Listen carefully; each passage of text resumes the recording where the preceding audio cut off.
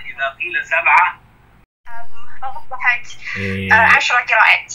kakaknya Ica الأحرف السبعة tanya langsung sih, tapi itu anaknya, anak dari kakak Ica. Ini Rodiah Husin.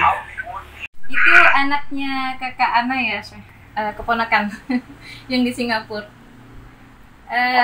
Iya, insya Allah ini anak muda yang masya Allah berbakat ya, insya Allah akan kita didik ini, insya Allah ya. Iya, insya Allah ya, Syekh. Mudah-mudahan ya. Ya Kak Rodia, anandanya.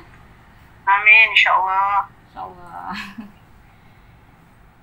Baik, saya di chat kita baca ada pertanyaan. Ini kita sesinya pertanyaan atau mendengarkan Syekh kita yang riwayat Hafs aja untuk surah Al-Fatihahnya atau bagaimana, Syekh? Boleh ya, ada yang pertanyaan yang penting kalau sesuai dengan judul kita boleh saja. Oh iya, baik, Syekh.